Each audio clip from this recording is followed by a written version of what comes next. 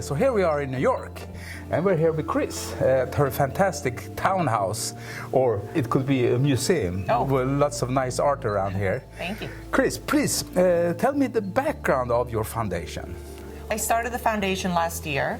I had been collecting art for about 20 years. As I started traveling to art shows and doing studio visits, I realized that a lot of emerging artists and young artists needed help with mentoring, and I had an idea that I would start an art foundation and an artist in residency project, which I now have in Brooklyn. I created a non-for-profit and I took over a community space. So now I have 2 studios and an apartment. So I welcome artists from all over the world. As I understand then, the foundation is fairly new, but you've been an art collector for some time. How and why did you start to collect? I didn't start collecting until much later in life. I grew up in Sweden and not around a lot of art. I think I discovered this kind of art world when I came to New York. I came here to study advertising and design.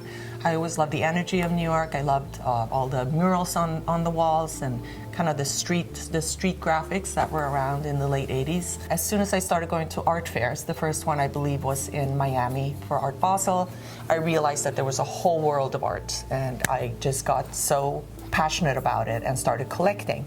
So I've been collecting for about, I would say, 15, 20 years, seriously collecting maybe the past 10 years. As I understand that, emerging artist is close to your heart. Yes. How do you find the artist and what makes you tick?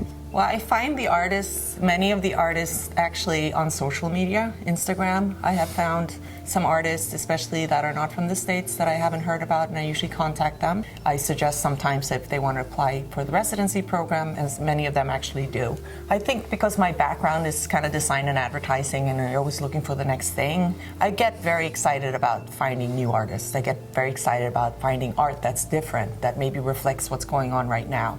And there are always like kind of these themes with emerging artists that they kind of look at each other, and many of them paint in similar ways, so I'm really fascinated about that. I also see that you got some emerging artists, of course, but you got some really well-established artists as well. How do you see that mix? Well, I think it's an interesting mix. I love the fact that I have a beautiful condo paired with a sculpture by an artist in Brooklyn, Roxanne Jackson, who I happen to meet and love and been collecting.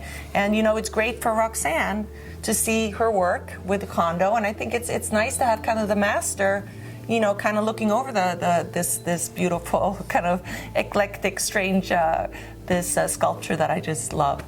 So it's that dialogue that I'm very interested in. Yeah. If you look back, say 10, 15 years, how do you think the world of collecting has changed? There's so many reasons to collect. I mean, some people that collect for investment and they put their art in storage, obviously.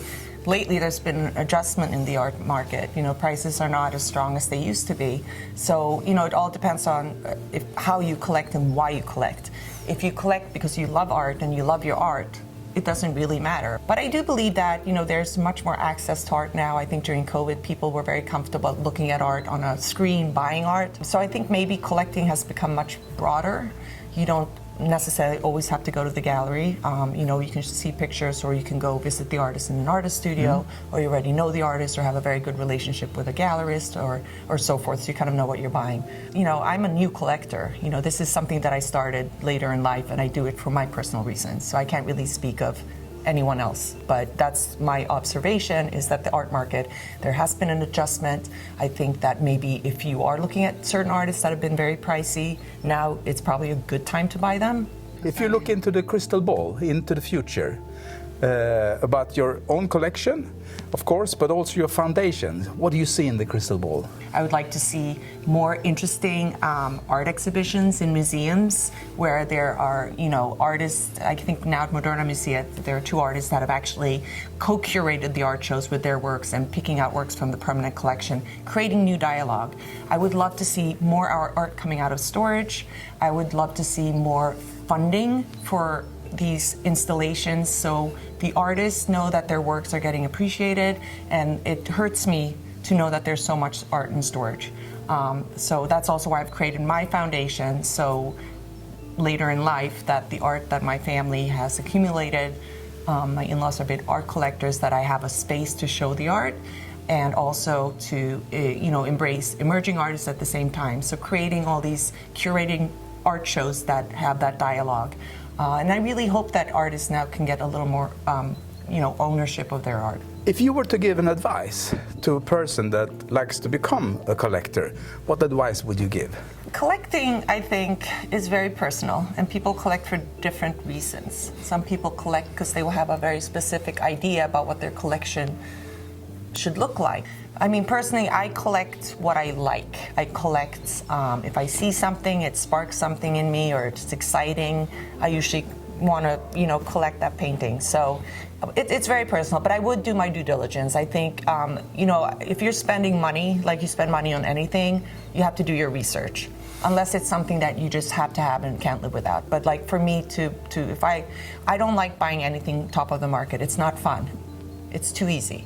So it's kind of like discovering artists, following their careers, watching them grow, and feeling happy that I picked them. I would never sell anything. I just like to have them in my collection. But that is really exciting to me, and also kind of like looking ahead and taking a risk about maybe a new artist that hasn't been discovered yet. I always say if it's under a certain amount of money, you love it, buy it.